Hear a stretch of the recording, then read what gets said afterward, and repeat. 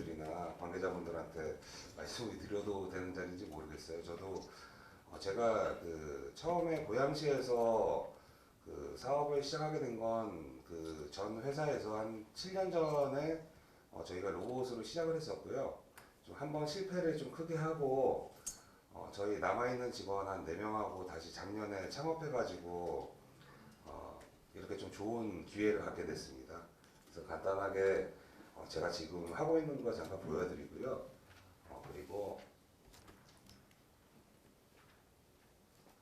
중국 쪽에서 어떤 식으로 사업을 진행하고 있는지 말씀드리도록 하겠습니다. 앞에 보이는 게 지금 저희가 개발하고 있는 로봇이고요. 저희가 이 로봇을 가지고 뭘 하냐면요. 단순하게 어떤 교육이나 이런 쪽에다 포커스를 맞춘 게 아니고 집안에서 어떤 그 스마트 홈이라는 그 주제 아래서 가전제품처럼 쓸 수 있는 로봇을 만들고 있습니다. 그리고 이게 단순하게 어떤 가전제품으로서의 기능만 하는 게 아니고요. 그 애플이나 구글에서 하는 그 플랫폼 비즈니스랑 유사하게 로봇을 활용해가지고 생태계를 구축하는 사업을 준비하고 있습니다. 보시면 로봇이 이렇게 스스로 움직이고 외부에서 원격으로 제어를 해가지고요 어떤 서비스를 수행할 수 있고요. 그리고 요즘 한 이슈죠. 그 3월 인터넷하고 연동돼가지고 가정에 있는 어떤 그 가전들 아니면 디바이스들을 제어해가지고 서비스를 할 수 있습니다. 그래서 그런 부분 같은 경우는 저희가 이번에 그 LG U 플러스에서 서비스하는 그런 스마트홈 서비스가 있는데요. 그런 그쪽에 있는 헤리트라는 기업하고 같이 제휴를 통해 가지고 3월 인터넷 서비스를 할 수 있는 디바이스들을 붙이는 작업들을 하고 있습니다. 좀 새로운 거는 저희가 이 로봇을 제어를 할 때 사실 로봇이라고 하면 어려울 수 있잖아요. 그래서 사용자들이 사용하는 카카오톡 같은 그 SNS 서비스를 개발했어요. 그래서 그 SNS 서비스를 통해 가지고 로봇을 쉽고 빠르게 제어할 수 있도록 준비했습니다.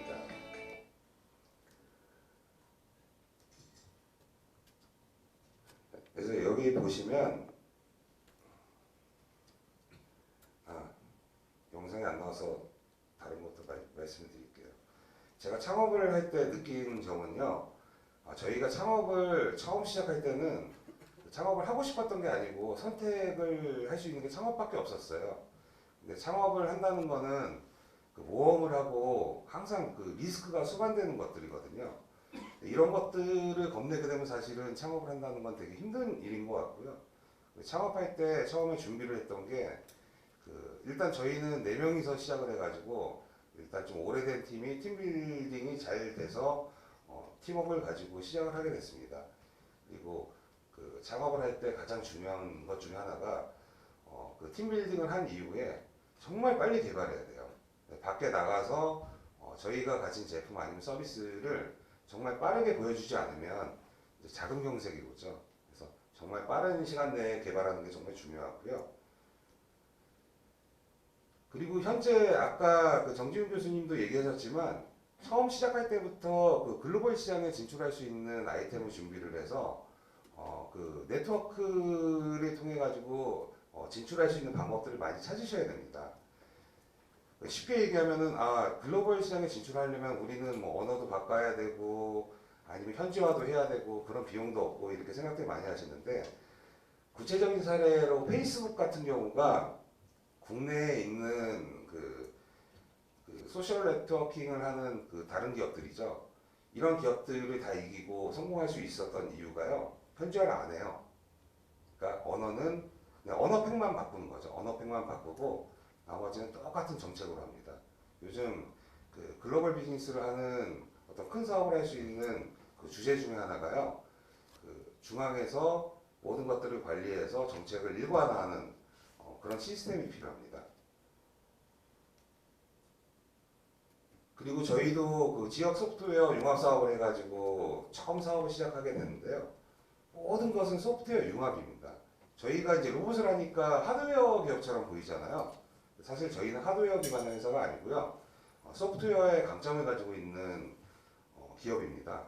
그래서 예를 들면 뭐 책을 쓰시는 분도 마찬가지고요.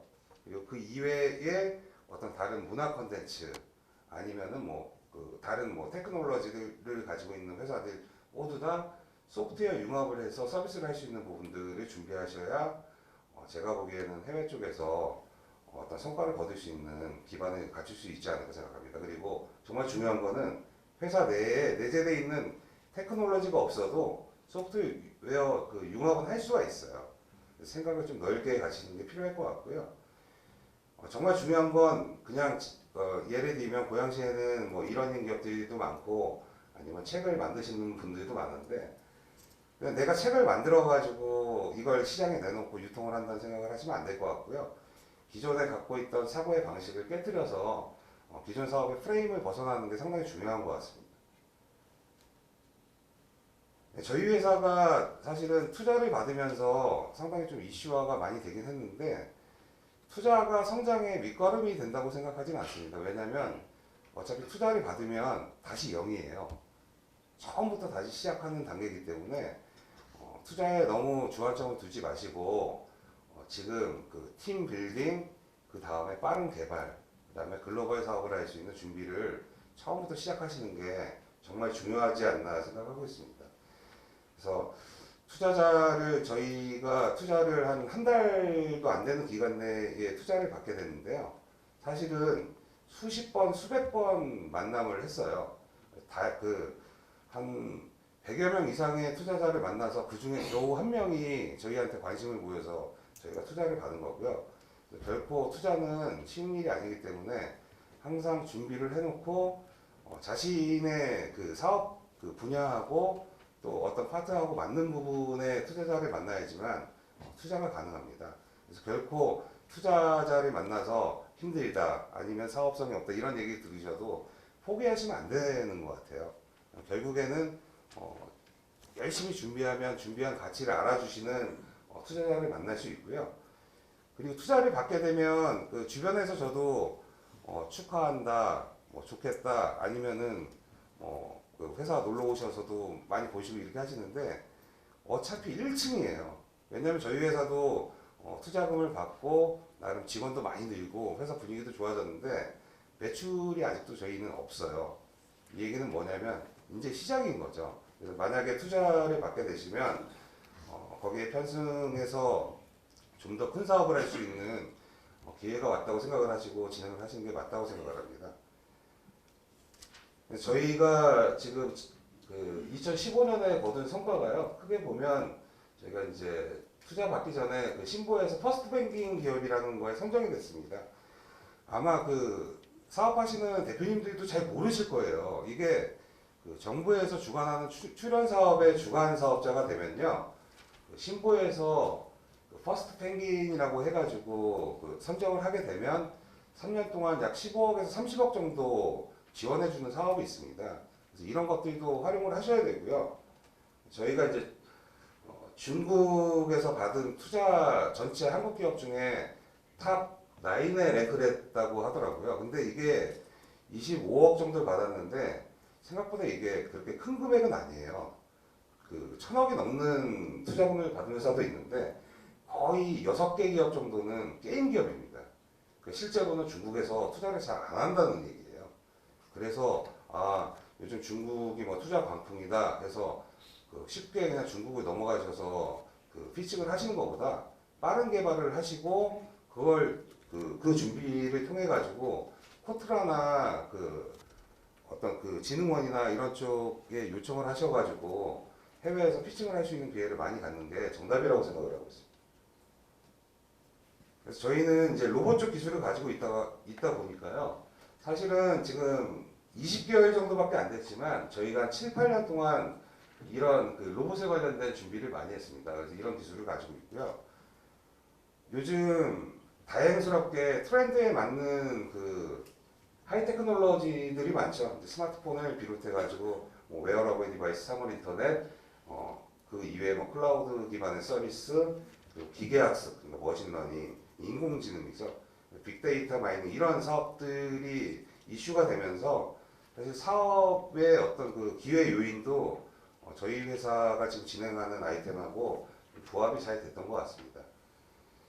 근데 사실은 모험인데요. 저희가 처음에 4명이 시작했거든요. 그때 처음 시작할 때 뭘 했냐면요. 로봇에 적합한 안드로이드 OS를 저희가 직접 개발한다고 했어요. 그랬더니 주변에 계신 분들은 되게 허황된 꿈을 꾼다고 얘기들 많이 하시더라고요.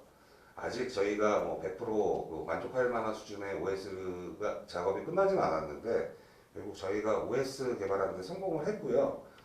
그리고 오픈소스를 활용해서 생태계를 만들 수 있는 준비를 하고 있고요. 그리고 이제 하드웨어 쪽에 어떤 성능 개선이나 이런 부분에 대한 준비들을 많이 하고 있습니다. 처음에는 제가 저희 회사 로봇이나 로봇 기술에 대해서 설명을 드리려고 했었는데 기업분들이 많이 오실 것 같아서 투자를 받는 방향에 대해서 좀 설명을 많이 하고 제 얘기를 하면서 넘어가도록 하겠습니다. 저희 이제 창업한 지 20개월 됐고요. 사실 창업 시작할 때 저희 회사 없었어요. 회사 없이 저희 기업 같은 경우는 사실 여기 진흥원의 도움을 너무 크게 받았습니다. 그래서 처음 시작할 때 저희가 지역 소프트웨어 융합 지원 그 과제를 할 때 전 회사에서 준비하다 전 회사가 잘못돼가지고 설립이 안 된 상태에서 진흥원에서 도와주셔서 저희가 그 정부 출연 사업을 따게 됐고요. 그걸로 인해서 창업을 하게 됐습니다. 물론 고양시 도움도 컸었고요.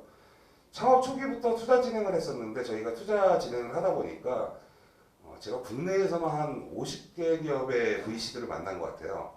전부 다 거절이 당했어요. 이유는 기획서 가지고 준비 안 된 기업이 투자 받을 수 있는 환경은 없다는 거죠. 그래서 2014년에는 저희가 지역 소프트웨어 융합 지원 사업 하나 가지고 시작하면서요. 이때 저희가 힘들었던 게 정부 출연 사업을 통해 가지고 자금을 받는다는 건 그 돈을 가지고 직원들한테 월급을 주거나 그 회사를 운영할 수 있는 자금이 들어왔다는 뜻이 아니거든요. 그럼 결국엔 대표이사나 아니면은 주주들이 또 투자를 해야 되는데 저희도 돈이 없어서 다 다닌 것 같아요. 그래서 신용 기보도 가서 돈 받아오고 주거래 은행 가서 대출도 받아오고 제가 개인적으로 돈도 빌려오고 계속 이런 식으로 작업을 했습니다. 그래서 연말쯤 되니까 돈도 떨어지고 너무너무 힘들었거든요. 그래서 임원들한테 이제 부탁을 해서 회사에 증자 그 월급 주죠. 임원들도 월급 주고 돈 증자 좀 하자. 직원들 월급 줘야 되니까 증자 좀 하자 이런 식으로 해가지고 다시 증자하고 직원들 월급 주고 이런 식으로 좀 많이 버텼어요. 그러면서 이제 2015년 들어와서 저희가 이제 개발한 게 프로토타입이 이제 눈에 보일 수 있는 단계가 되고요. 그 다음에 이제 주거래은행 도움으로 저희가 신용보증기금 가서 보증받아서 또 돈을 받게 되고 그 와중에 이제 중국 넘어가서 이제 해외 시리즈 A 투자를 받게 됐습니다. 이때는 사실은 제가 생각할 때는 한 1시간 만에 투자 결정이 나가지고 중국 친구들이 한국 들어와가지고 계약을 한 일주일 만에 하게 됐는데요. 이슈는 사실은 1시간이 중요한 게 아니고 이걸 하기 위해서 제 나름대로는 한 7, 8년 동안 상당한 좀 고생을 했고요. 그리고 저희 직원들도 임직원들도 다시 재창업하면서 한 1년여라는 시간 동안 정말 숱한 마음고생을 했던 것 같습니다. 결국엔 투자를 받을 수 있다는 거는 상당한 좀 준비 기간이 많이 필요한 것 같고요. 왜냐하면 남의 돈을 가지고 사업을 한다는 거는 사실 그 사람한테 똑같은 어떤 그 자기가 생각하고 있는 가치관이나 아니면 미래를 그 이해할 수 있는 수준까지 얘기를 하거나 보여줘야 되기 때문에 좀 많은 그 준비가 필요한 것 같습니다. 이런 그 과정을 거치다 보니까 기회가 계속 오는 것 같아요. 그래서 저희가 이번에 9월 달에 K글로벌 ICT 융합기술개발 사업이라고 그 미래창조과학부에서 나오는 과제를 또 하나 받게 됐고요. 근데 저희가 하는 아까 보여드린 저 로봇 사업을 할 때 투자를 못 받고 참 힘들었던 건 이유가 단 하나였거든요. 저희처럼 작은 기업이 그 이런 비즈니스를 하기에는 돈도 많이 들어가고 성공할 확률이 낮다는 거예요. 너희 기업은 기술이 있는데 그 부분은 인정을 하겠는데 시장도 없고 너무 많은 돈이 들어가는데 이거 어떻게 감당할래 이거였거든요. 그래서 저희가 사업을 진행하면서 정부 출연 사업 그 이외에 이제 생산 투자 자금까지 끌어모으는 데다가 좀 역점을 많이 뒀습니다. 그래서 현재는 투자 파트너와 그 이외의 다른 회사들하고 글로벌 공동 사업을 추진하고 있습니다. 그래서 직원도 사실은 처음에 이제 4명 그 창업주들 저희 회사 이제 주주가 5명이거든요. 그래서 처음엔 4명, 한 명 더 영입이 돼서 이제 5명, 그리고 이제 10명, 10명 될 때도 저희가 전 회사에서 잘못됐을 때 밖에 나가 있던 직원들을 다시 다 데려왔어요. 그리고 현재는 지금 25명이 있습니다. 그리고 저희가 지금 목표로 하는 거는 사실 매출률 목표는 그렇게 잡아놓은 건 없고요. 내년 하반기까지 약 75명 정도의 인원을 보강해서 저희가 비즈니스를 하는 걸 목표로 삼고 있습니다. 아까도 얘기 드렸지만 제일 중요한 거는 저희가 팀빌딩을 꾸준하게 잘 해왔고요. 그리고 자금이 어려울 때 닥쳐서 저희가 준비를 한 게 아니고 항상 6개월 전부터 계속 준비를 했습니다. 근데 아까도 간단하게 얘기 드렸지만 저는 제가 가진 것도 없고 모아놓은 것도 없어가지고 저 자금 조달할 때 어떤 식으로 했냐면요. 그냥 저희가 준비한 걸 보여줬어요. 그냥 저희가 준비한 거 보여드리고 저희가 가지고 있는 열정 보여드리고 우리가 생각하는 그 이상 그 대신 제품이 있어야 되겠죠. 그래서 그 제품을 빨리 개발해서 이제 그런 부분에다가 좀 도움을 많이 받았고요. 그것과 동시에 지금 현재 개발이 100% 완료된 상태는 아닌데요. 올 작년 말부터 시작해가지고 지금 계속 그 전략적인 제휴를 하고 있습니다. 그래서 가장 중요한 거는 중국에서 사실 투자받고 아니면은 뭐 어떤 식으로 투자를 받아야 되는데 이게 중요한 게 아니고요. 정말 빠른 프로토타입을 개발해야 돼요. 저희 프로토타입 개발하는데 로봇인데 보통 로봇 개발할 때 한 2년 걸리거든요. 결국엔 저희 지금 2년째 걸리고 있어요. 근데 프로토타입 개발하는데 저희 6개월 정도 걸렸습니다. 인원은 한 6명, 7명 이렇게 개발했고요. 보통 저런 로봇 개발할 때 한 예전에 저희가 KT에서 로봇 개발할 때 100명이 했어요. 그래서 중요한 건 정말 빠른 프로토타입 개발하셔야 되고요.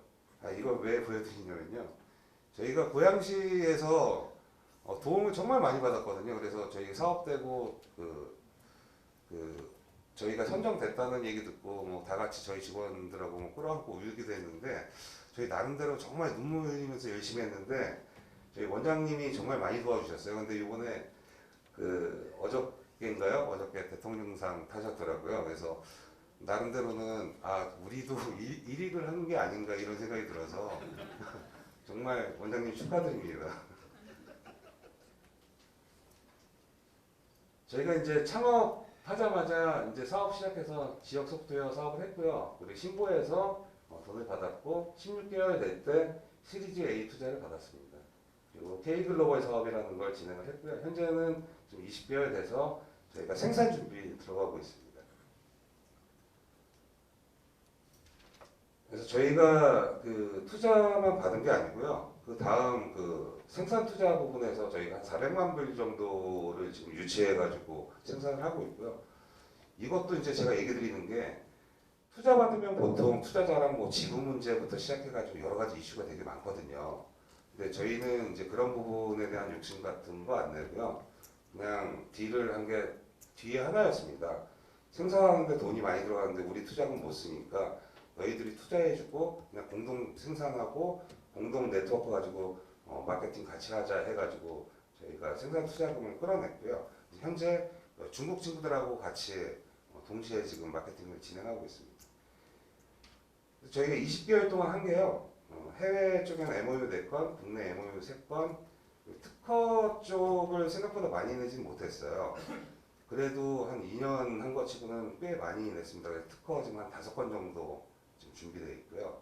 프로그램 등록도 한 8건 정도 진행을 했습니다. 그래서 아까도 계속 얘기 드렸지만 사업이라는 건 기회잖아요. 그 기회를 잘 잡으셔야 되는데 그 중에 제일 중요한 건 정말 빠르게 개발하죠. 생각하면 바로 개발하셔야 돼요. 그래서 저희 같은 경우는 어떤 아이디어 나오면 바로 모여서 그 아이디어 컨셉 정하고 바로 개발 들어갑니다. 이 부분은 승인사항이 아니고요. 직원들이 결정하면 들어갈 수 있게끔 지금 시스템을 갖추고 있습니다. 사실은 제일 중요한 건 현금 유동성인데 저 부분은 저희 자금 너무 힘들 때 직원들 월급을 못 주는 상황이 돼서 제가 사실은 개인적으로 전 회사 때문에 압류가 들어온 적이 있었거든요. 그래서 주거래은행을 갔더니 압류 들어왔다고 이거 어떻게 할 거냐고 빨리 갚으라고 하더라고요. 근데 그때 보니까 그 부지점장이 얘기하는 게 좀 논리적으로 얘기하셔가지고 어디 계셨냐고 그랬더니 투자팀에 있다고 하시더라고. 그래서 제 개인 대출 그 압류 들어온 제 통장이 아니고 저희 회사 대출 좀 받게 좀 해달라고 그랬어요. 이게 뭐냐면 제가 얘기 드리고 싶은 건 그 어떤 상황이 만들어져야지 그런 부분에서 돈이 나오는 건 아닌 것 같아요. 그래서 저도 잘 몰랐는데 그쪽 부지점장한테 물어보니까 지점장 한도로 기업에 1억까지 대출이 가능하더라고요. 그래서 제가 그 대출을 받아가지고 정말 힘들게 다시 그 직원들 월급 주면서 사업을 진행할 수 있었는데요. 요 세 가지는 정말 중요한 것 같아요. 그래서 저런 것들이 되고 나면 프로토타입이나 다른 걸 하면서 이제 고객 유치하는 전략을 빨리 하셔야 되고요. 그래서 저희가 특허 출원 3건, 등록 2건, 프로그램 등록 8건, 그리고 지역 소프트웨어 융합 사업에서 저희가 2년 동안 지금 10억을 받아가지고 아주 유효하게 잘 써서 상용화 준비하고 있습니다.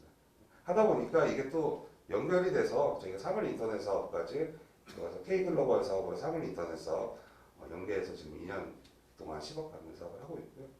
그래서 기부에서 시작할 때 한 1억 정도 받았었고요. 신고해서 14억 대출인데 갚았어요. 투자받고.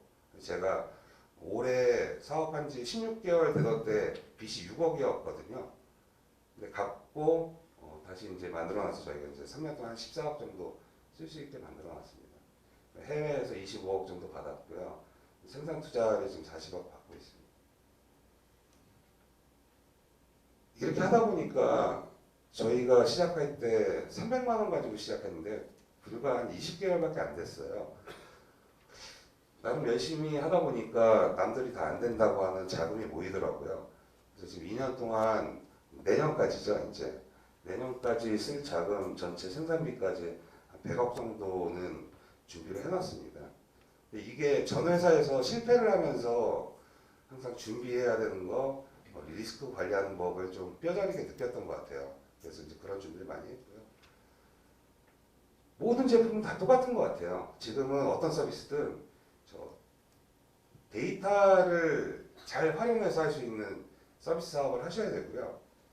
가격이 되게 그 적절한 가격대에 제공이 돼야 됩니다. 그리고 산업의 어떤 경계를 그 무너뜨리는 ICT 융합 서비스를 할 수 있는 것들을 찾으시는 게 기회인 것 같고요. 그래서 저희는 위에 보이는 사물 인터넷, 인공지능, 클라우드, 빅데이터 융합하는 쪽까지 지금 생각을 하고 있는데요. 저 앞에 부분들 중에 지금 하는 거는 저희가 사물 인터넷하고 데이터 마이닝, 그리고 내년부터 저희가 인공지능이랑 클라우드 쪽 지금 접근해가지고 개발을 하려고 하고 있습니다. 그래서 아까도 얘기 많이 들었지만 저런 크라우드 펀딩 같은 거 활용 잘 하시면 상당히 회사가 한 번에 성장할 수 있는 기회를 가질 수 있거든요. 그래서 저희도 내년 1월에 인디고고라는 크라우드 펀딩 일단 진행을 하고요. 한국에서도 아시는지 모르겠지만 그 한컴에서 그 하는 핀테크 쪽에 어떤 그런 그 드림시드라는 그 크라우드 펀딩이 있어요. 그래서 국내에서 사업을 할 때도 이게 교육 쪽도 그렇고 심지어 식품 분야도 지금 크라우드 펀딩 하거든요. 그래서 그런 쪽에서 경험하시면서 다른 쪽으로 널리 하시는 것도 방법이지 않나 생각하고 있습니다. 내년에는 저희가 적극적으로 해외 사업 먼저 시작하고요. 한국 사업은 내년도 6월 이후에 진행할 생각입니다. 그래서 저희 지금 사실 제가 영어도 잘 못해요. 그냥 조금 얘기하는 정도인데 돌아다니면서 계속 해외 기업들 만나가지고 저희 제품 소개하고 지금 제휴에 있는 작업들을 하고 있습니다. 이건 넘어가겠습니다. 이게 미국에서 나온 그 지보라는 로봇이고요. 이게 이제 소프트뱅크에서 나온 페퍼라는 로봇입니다.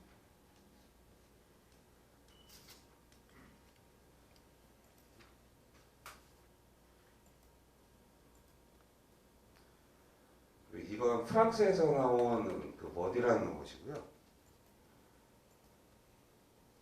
이건 중국에서 나온 알파2라는 로봇입니다. 이 로봇을 왜 보여드리냐면요. 저희 회사가 경쟁을 하는 회사 전 세계의 모든 제품 다 합쳐서 이게 전부예요. 이 얘기를 왜 드리냐면요. 그래서 있는 시장을 공략하는 것도 좋은데요. 저희 같은 스타트업들, 초기 기업들한테는 정말 중요한 건 존재하지 않는 시장을 만들어내는 아니면 있는 시장이지만 틈새 시장을 찾는 그런 좀 방법론적인 부분이 좀 필요하지 않나 생각하고 있습니다. 그래서 저희는 3월 인터넷 허브나 소셜 로봇으로 지금 포지셔닝해서 지금 그 생산 준비를 하고 있고요. 아까 보여드린 이 로봇이 한 370만 불 정도의 그 펀딩을 받았었고요. 이 로봇은 60만 불. 보통 인디고고나 이런 크라우드 펀딩 사이트에서 펀딩 대성공을 거뒀다 그러면 50만 불 넘어가면 몇백억씩 투자가 들어와요. 그러니까 투자라는 게 찾아다닌다고 투자를 받을 수 있는 건 아니고요. 이런 어떤 크라우드 펀딩이나 이런 걸 활용하시는 것도 되게 좋은 방법이에요. 직원 6명 있어요.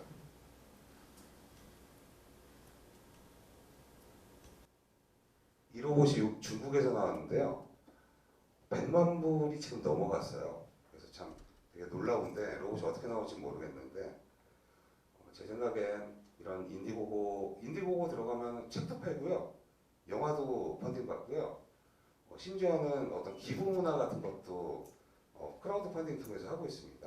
그래서 많은 분들이 이 크라우드 펀딩에 관련된 관심을 가지시는 게 글로벌 사업을 할 수 있는 준비 작업이 되지 않을까 생각하고 있습니다.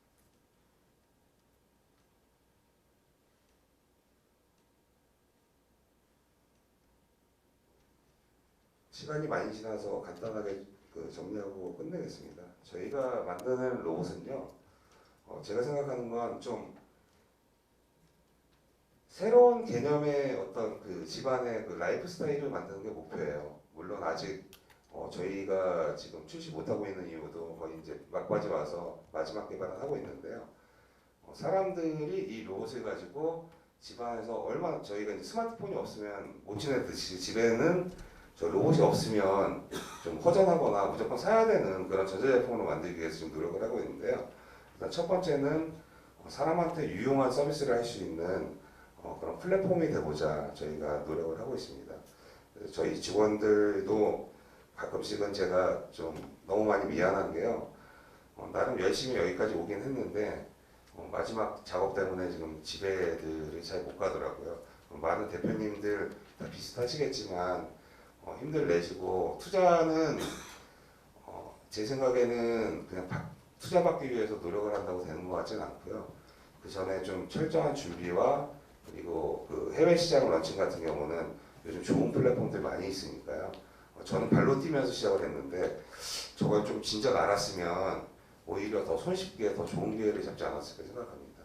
이런 부분으로 좀 많이 생각해 주셨으면 좋겠고요. 만약에 투자나 아니면 다른 부분에 대해서 좀 궁금하신 게 많으시면 진흥원 관계자분들한테 연락하셔도 되고 아니면 저한테 연락하시면 제가 자그마한 도움이라도 드릴 수 있으면 도움 드리도록 하겠습니다. 감사합니다. 다음은 고양시 전략산업과 매우 또 밀접한 스마트 러닝 또 영상 콘텐츠 산업의 미래 방향과 또 현재 성과를 좀 우리가 함께 할 수 있는 시간이 될 것 같습니다. 먼저 미래학습 도시와 스마트 러닝이라는 주제로 정정욱 고려사이버대 교수께서 발표해 주시겠습니다. 큰 박수로 환영해 주시기 바랍니다. 방금 소개받은 고려사이버대학교 정정욱입니다. 제 발표의 특징은 상당히 비판적인 내용이 많아서 잘 안 불러주시는데 고양시에서 불러주셔서 소중한 시간 내서 오신 분들이 도움을 받을 수 있는 내용으로 고민을 좀 많이 했습니다. 그리고 미래학습도시와 스마트 러닝이 앞으로 향후에 고양시가 발전해 나가는데 많은 도움과 아이디어가 됐으면 좋겠다는 측면에서 했고요. 제가 좀 다른 얘기를 많이 합니다. 문명을 보면 중국의 황하 문명, 인더스 겐지스, 유프라테스 티그리스, 비잔틴, 롬, 스페인 해상왕국, 영국 대영제국, 미국 문화 한쪽 방향입니다. 역사적으로 문명의 변화 방향은 원웨이였습니다. 그럼 당연히 그 다음은 중국, 그 다음은 인도로 갈 수밖에 없는 거죠. 물론 그게 왜 그런 현상이 일어났는지에 대해서는 소비자와 수요층의 변화가 그랬기 때문입니다. 한류에 대한 얘기 제가 다른 관점에서 말씀드리면 왜 K-팝이 팝이 있었고 J-팝이 있었고 K-팝이 있었는데 왜 그렇게 됐느냐? 정확하게 제가 외국에 있으면서 우리나라 K-팝이 성공해가는 과정을 보면서 느꼈던 거는 TV였습니다. 미국이 전 세계의 TV 시장의 상당 부분을 차지하고 있을 때 미국의 팝 가수들의 영상들이 굉장히 브로드캐스팅이 됐었고 일본 소니를 비롯한 도시바, 파나소닉이 TV 시장을 잡아서 J-팝이 알려졌어. 한국도 마찬가지입니다. 호주나 뉴질랜드, 남미에도 가전제품 매장에 보면 한국 삼성, LG TV가 깔려 있고 그 안에 나오는 것들은 소녀시대였고 그랬기 때문에 K-팝이 그렇게 보편화될 수 있다는 거죠. 향후에는 그럼 팝은 어떻게 되겠느냐? 그거는 퀘스천 마크입니다. 이제는 TV라는 원웨이 브로드캐스팅이 거의 수명을 다하고 언제든지 온데맨드 방식이기 때문에 어떻게 될지 모른다고 생각이 듭니다. 두 번째, 한국 드라마가 왜 좋으냐? 저는 비즈니스하고 컨설팅을 하는 사람이니까 한국 드라마가 왜 좋은지에 대해서는 다른 관점을 가지고 있습니다. 한국 드라마가 경쟁력을 가질 수 있는 방법은 쪽대본이라는 것 때문입니다. 방송이 되고 나서 소비자의 반응을 보고 다음 주에 스토리가 바뀌죠. 그러니 얼마나 잘 만들어지겠습니까? 서양 사람들 보면 놀랍니다. 아니 내가 그렇게 생각했는데 어떻게 그 다음에 그렇게 되지? 왜 이슬람 문화인 사우디아라비아나 이런 나라도 한국 드라마가 성공할 수 있느냐? 대장금이 왜 성공하냐? 그런 특성을 가지고 있기 때문이라는 거죠. 그래서 문화라는 거 하는 것을 바라볼 때 철저하게 냉정하게 바라봐야지 단순하게 전략적이고 투자를 많이 했었다라고 하면 안 될 거라고 생각이 듭니다. 제가 창업 컨설팅을 굉장히 많이 하는데 그 관련 얘기를 몇 가지 하겠습니다. 저도 융합입니다. 저는 융합정보대학원장을 맡고 있고 개인적으로는 프로그래머이고 개발자이기도 합니다. 뉴질랜드에서 모바일 회사에서 개발도 했었고 수많은 아이들을 러시아, 인도 애들 데리고 개발을 했었죠. 그때 제가 음식에 대한 거 하나 알았습니다. 왜 얘네들이 스시는 점심 때 먹는데 김밥을 안 먹는지 너무 화가 나더라고요. 다 데리고 나가서 김밥을 먹고 들어갔죠. 그리고 제 보스가 저한테 하는 얘기를 듣고 알았죠. 김밥은 냄새가 납니다. 밥 먹고 들어왔을 때 냄새가. 서양 사람들한테 이 스멜이라고 하는 것이 굉장히 중요해서 대신 스시는 냄새가 덜 나죠. 또한 서양의 스시는 아보카도라고 넣는 스시들을 애들이 많이 먹는데 그건 냄새가 더 안 나죠. 그래서 한국 음식이 전략적으로 취해야 될 건 두 가지죠. 점심 때 먹을 수 있는 캐주얼 음식으로는 한국의 전통 음식으로 가져가기 굉장히 힘들다. 하지만 디너 음식으로 가져가기에는 상당히 좋은. 아까 CJ에서 한 달에 2번 정도 한국 음식 먹는 것은 좋은 방향인 것 같습니다. 미래학습 도시에 대해서 말씀드리겠습니다. 미래학습 도시 3가지를 가지고 있는데요. 저는 데이터 사이언티스트입니다. 저는 철저하게 데이터에 근거해서 모든 의사결정을 하고 있고 지금 대학에서도 교육처장을 맡지만 저희 대학도 데이터를 근거로 합니다. 데이터입니다. 2010년에 0세부터 9세가 460만이었는데 2005년에 550만이었는데요. 이게 5년 만에 90만이 줄었죠. 어떤 산업에 영향을 미치겠어요? 이건 초등 유아 시장에 당연히 산업을 미칩니다. 있던 수요가 없어졌습니다. 2010년에서 2015년까지 10세에서 19세 660만에서 560만으로 100만이 줄었습니다. 어떤 산업에 영향을 미치죠? 학원 시장 다 타격받습니다. 지금 강남, 대치동, 고양시에도 후곡마을이나 있죠. 이만큼의 100만의 수요가 줄어들면 당연히 시장 영향을 받죠. 그 다음에 어디가 받냐면 계속 이 영향을 미치죠. 그러면 앞으로 15년에서 20년 사이에는 10세에서 19세가 469만 또 100만이 주는데 어디에 영향을 미치냐? 대학에 영향을 미칩니다. 지금 왜 대학 구조 조정을 그렇게 난리를 치고 있냐면 이렇게 기본적인 수요가 줄기 때문에 그런다는 거죠. 그러면 지역에서의 전략은 지역의 인구의 변화나 어떤 특성을 가지고 있는지 잘 보시면 고향이 앞으로 어떤 방향으로 특화해야 될 건지를 훨씬 더 쉽게 알 수 있을 거라고 생각이 듭니다. 센서입니다. 갤럭시 1에 있던 센서부터 시작해서 갤럭시 5, 6, 올해 나온 6에는 훨씬 더 3개의 센서가 더 들어갔으니까 16개의 센서가 왜 스마트폰에 자꾸 들어가요? 왜 이렇게 쓰지도 않는 센서들이 들어가는지 궁금하죠. 사실은 기술은 어느 방향을 향하고 있냐면 사람과 같아지려고 하는 방향으로 흐릅니다. 화질이 나쁘면 싫죠. 화질 좋은 걸 쓰려고 하고 음성도 깨끗한 걸 쓰려고 하고 일상적으로 우리가 느낄 수 있는 경험을 하려고 하는 거죠. 그러다 보니까 체스도 컴퓨터하고 사람하고 해서 사람을 이길 수 있는 체스 기계를 만들고 싶어 해서 이겼습니다. 왜 그럴까요? 사람같이 똑똑한 컴퓨터를 만들고 싶은 거고요. IBM 왓슨이라고 하는 거하고 제퍼디에서 전년도 2명이 우승자하고 퀴즈 대회를 했는데 압도적으로 왓슨이 이기죠. 당연히 그럴 수밖에 없죠. 수많은 인터넷에 있는 데이터들을 활용해서 문제를 풀기 때문에 훨씬 이길 수밖에 없는 거죠. 이런 방향들이 한 가지 방향을 향하고 있습니다. 뭐 제 다음에 로봇 관련된 회사에서 발표를 하시니까 굉장히 관심이 있을 수 있는데 안드로이드 휴머노이드 사이버고 세 개 다 로봇의 종류인데요. 전체적인 방향은 사람과 같아지려고 하는 방향으로 다 움직입니다. 이 로봇에는 세 가지 기술이 필요합니다. 하나는 퍼셉션, 인식하는 거죠. 센서 기술입니다. 두 번째는 액션, 액션은 움직이는 기술이죠. 액션은 이미 한 10년 전에 다 끝났습니다. 이미 인간보다 훨씬 더 파워풀하게 움직일 수 있었고, 센서는 최근에 와서 거의 사람들이 느낄 만큼의 센싱까지는 가능해졌습니다. 제가 있는 고려사이버대학교가 2000년에 설립을 할 때 설립의 모든 기획을 제가 했었는데 우리나라 최초로 로그인을 생체 인식으로 했습니다. 생체 인식은 세 가지가 대표적인데 홍채 인식하고 지문 인식하고 음성, 목소리로 인식한 세 가지인데요. 홍채 인식과 지문 인식은 기계가 필요하더라고요. 그래서 사이버대학에 전국에 외국에 있는 학생한테 기계를 나눠줄 수가 없으니까 아무것도 필요 없는 음성 인식으로 했죠. 딱 6개월 만에 접었습니다. 왜냐면 에러가 있다는 거죠.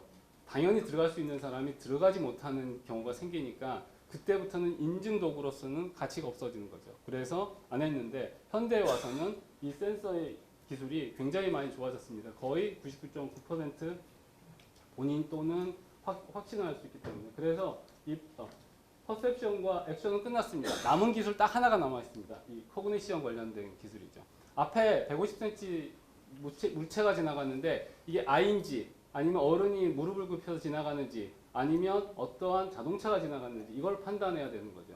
그래서 로봇 기술에서 남아있는 기술 하나는 이 코그니션 관련된 기술이고, 이 코그니션 관련된 기술은 현재 여러분들이 매일 TV나 어디서 듣고 있는 이것들과 관련되어 있습니다. 클라우드 컴퓨팅이라고 하는 거, 디스트리뷰티드 프로세싱, 빅데이터, 머신러닝 전부 다 방금 말씀드린 코그니션을 발달시키기 위한 기술들입니다.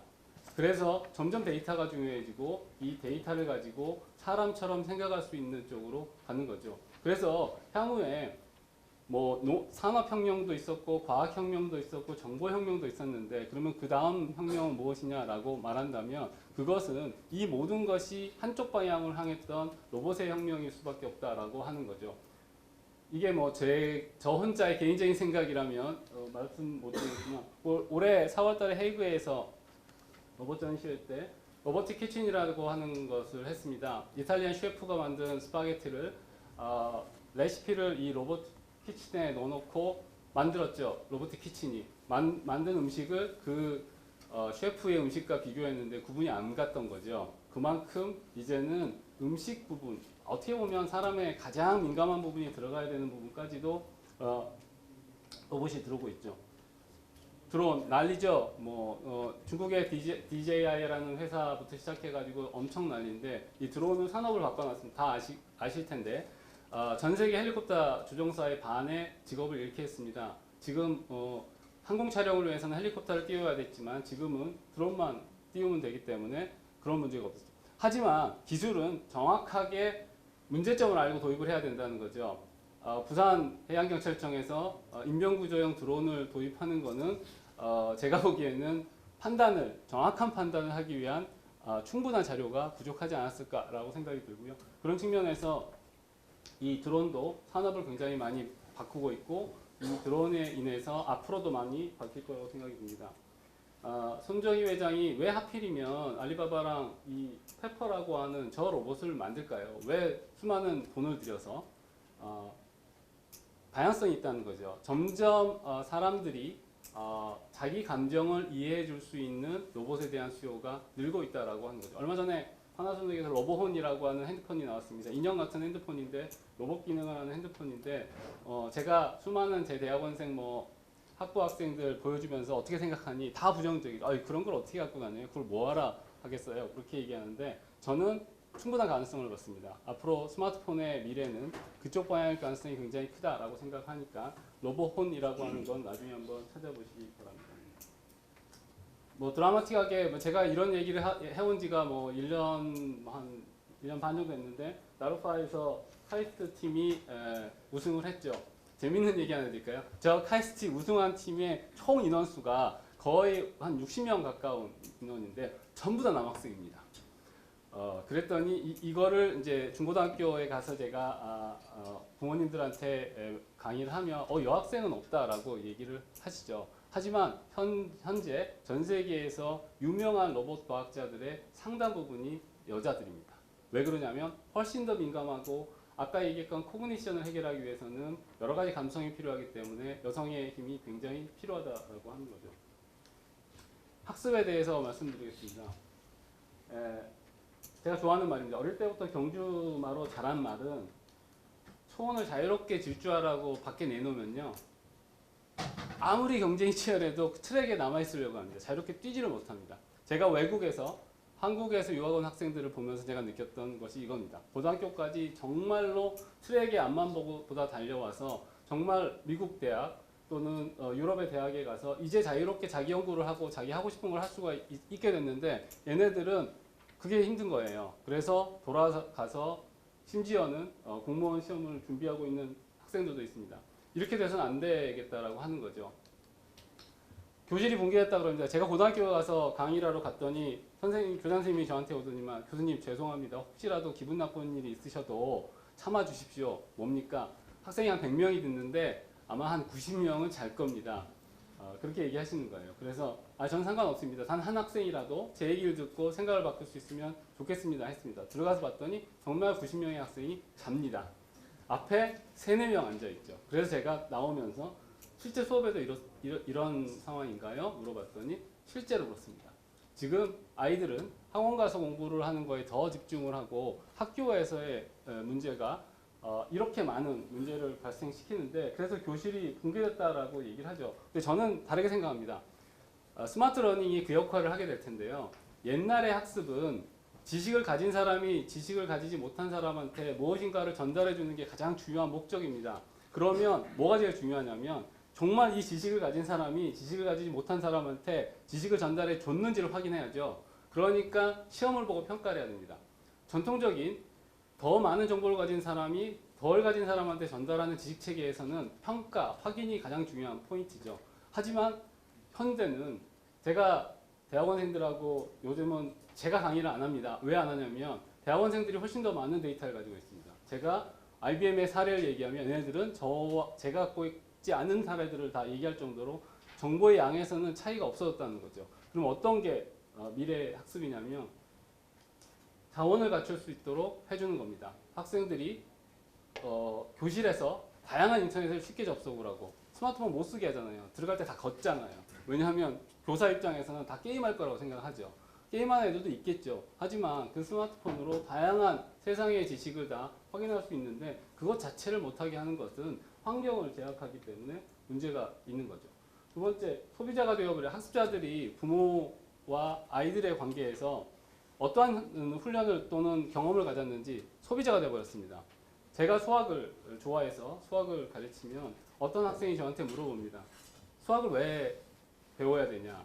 딱히 할 말이 없습니다. 예를 들어서 미적분, 위상수학, 아니 고등학생들 입장에서는 확률과 통계를 배워서 세상이 자기 인생이 어떻게 달라지는지를 얘기하고 싶어도 딱히 할 말이 없는 거죠. 사실은 수학은 수학 자체로 세상을 살아나기 위한 것이 아니고 수학적 사고를 함으로써 논리적이 되고 문제를 해결할 수 있게 되는 게 포인트인데 아이들은 당장 앞에 있는 수학 교사가 설명하는 저것 가지고 내 인생이 어떻게 바꿔지는지를 묻고 있습니다. 이 얘기는 보험을 파는 사람이 내 보험이 좋다고 얘기할 때 보험을 사는 사람이 네 보험 들면 뭐가 좋니? 라고 얘기하는 것 차이가 하나도 없어졌다는 거죠. 그런 측면에서 학생들이 학습이 장기적이고 미래를 보기보다는 굉장히 단시간을 바라보게 된 것도 학습의 변화입니다. 게임 문제가 있다 그러죠. 게임이 정말 문제가 있기도 합니다. 너무 몰입을 하면 문제가 있죠. 하지만 게임이 가지고 있는 순기능이 있습니다. 게임 산업을 왜 요즘에 TV에서 게임 광고를 엄청 많이 하고 특히 뭐 맞고 이러한 사행성 게임조차도 광고를 막 하고 있죠. 왜 그럴까요? 게임 산업이 죽으니까 그렇죠. 왜 우리나라가 전 세계 게임을 다 잡고 있다가 지금 중국 회사들한테 다 넘어가고 있죠. 왜냐하면 게임은 잘못된 것이라는 인식을 가지고 있기 때문인데 게임은 가지고 있는 순기능이 있습니다.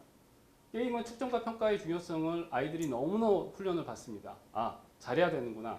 두 번째, 요즘 뭐 예를 들어서 LOL이나 워크래프트나 스타크래프트 다 팀워크이기 때문에 팀의 팀워크를 연습할 수 있고 역할을 자기가 정할 수 있는 것도 있습니다.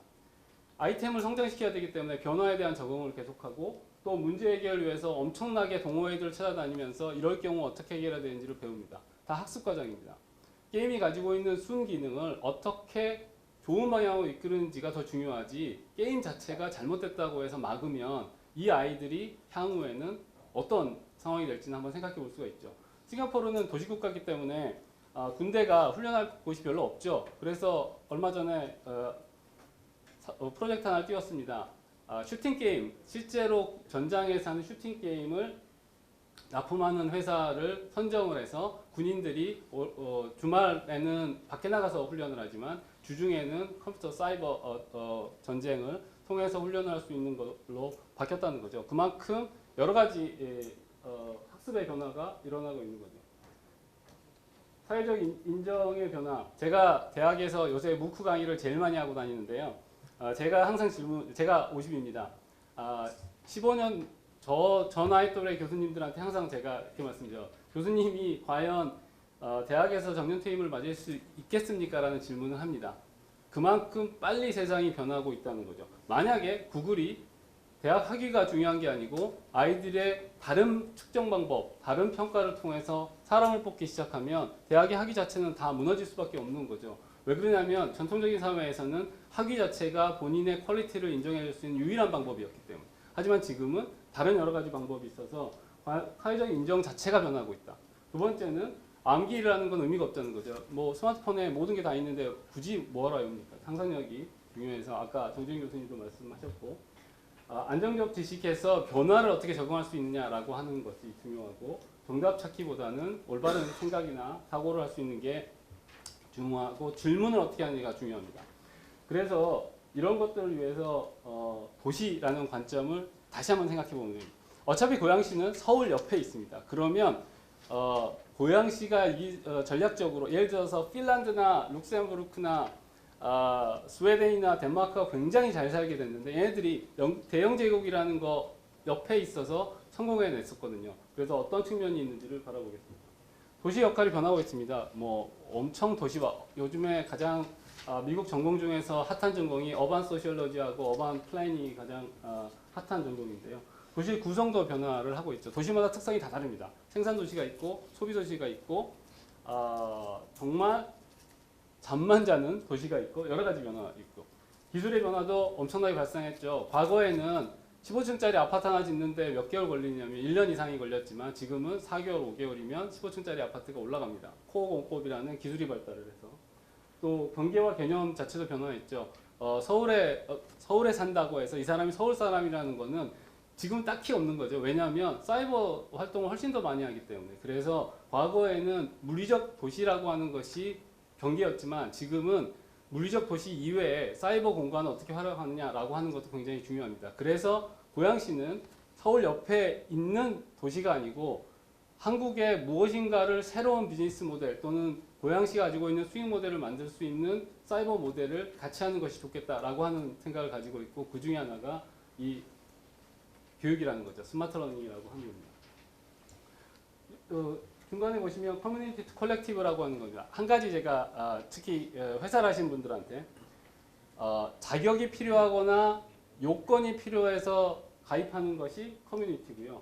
컬렉티브는 언제든지 가입하다가 언제든지 탈퇴할 수 있는 게 컬렉티브입니다. 커뮤니티적 성격을 가지고 있는 모든 비즈니스 모델들은 다 무너지고 있습니다. 컬렉티브를 성격을 가지고 있는 것들은 다 성공한 페이스북 컬렉티브입니다. 절대로 페이스북 들어가는데 자격 요건 필요하지 않죠. 트위터 마찬가지죠.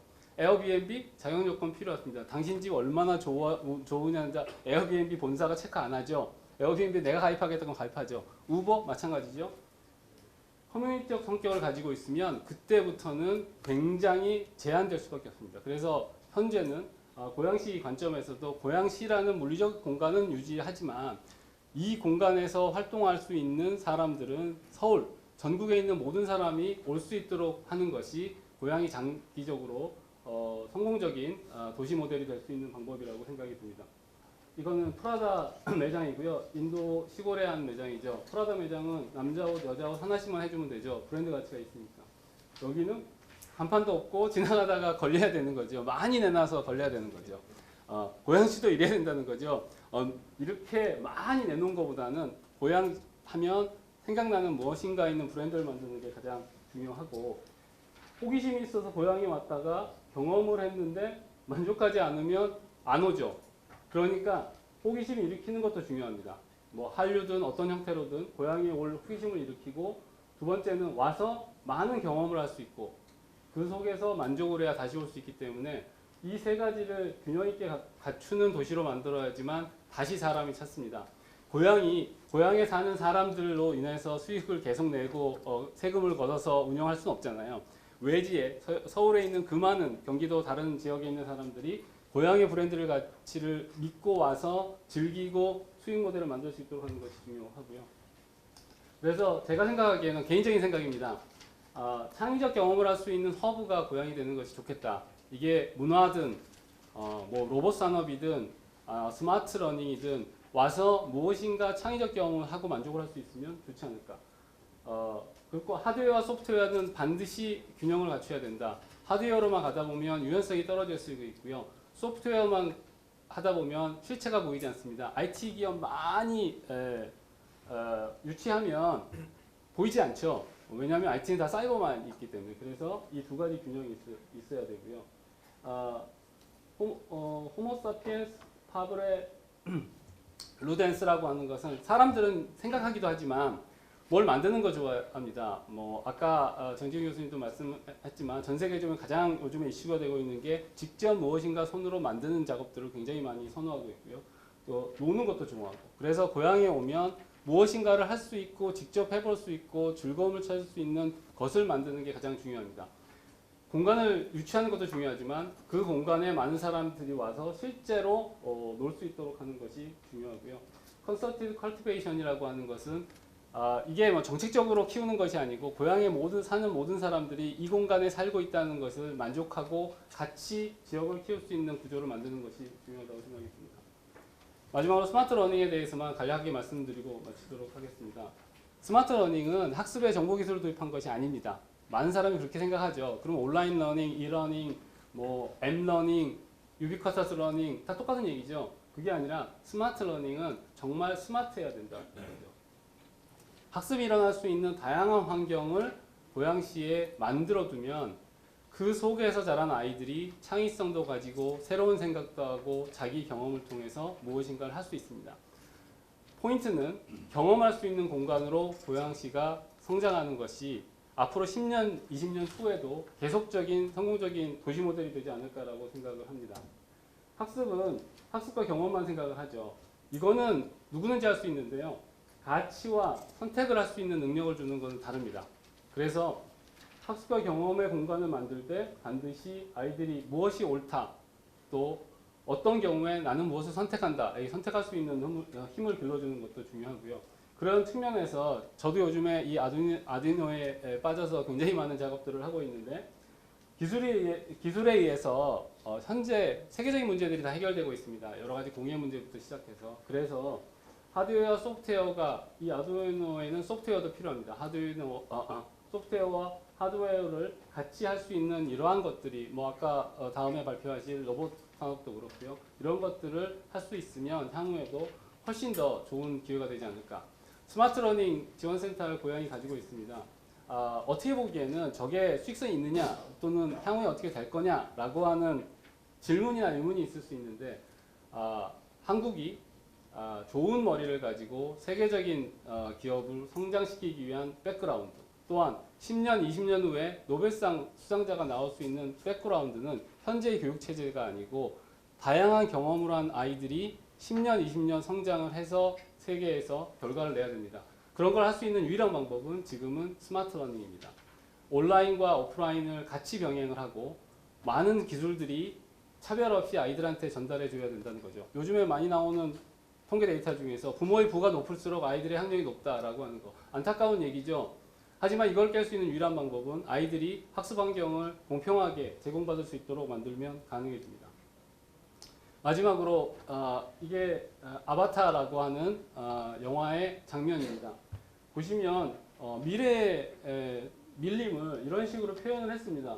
보시면 약간 좀 신기한 건 뭐냐면 이런 모양들의 나무들이 큰 것들이 있죠. 이게 고사리죠. 고사리류의 펀이라고 하는 것이 있는데 이 아바타를 디자인한 회사는 뉴질랜드의 웨타 디지털이라는 회사입니다. 뉴질랜드의 실제 밀림이 이렇게 생겼습니다. 즉 상상력이라고 하는 것은 경험하지 않은 데서는 나오지 않는다는 거죠. 한국의 아이들이 이 고사리가 나무처럼 되어 있는 이 밀림을 만들어낼 수 있을까요? 못하는 거죠. 그래서 고향이 많은 사람들한테 다양한 경험을 제공할 수 있는 도시로 성장해 나가는 것이 어떨까라고 하는 게 제 개인적인 생각이었습니다. 이만큼 세상은 복잡합니다. 어느 길로 들어서야 되는지를 잘 판단하셔야 되고요. 또 하나 안타까운 거는 길을 한번 잘못 들었으면 돌이키기가 굉장히 어려운 세상이 됐다. 워낙 빨리 변하기 때문에 그런 측면에서 냉정하게 판단하고 향후에 올바른 방향으로 같이 고민할 수 있었으면 좋겠습니다.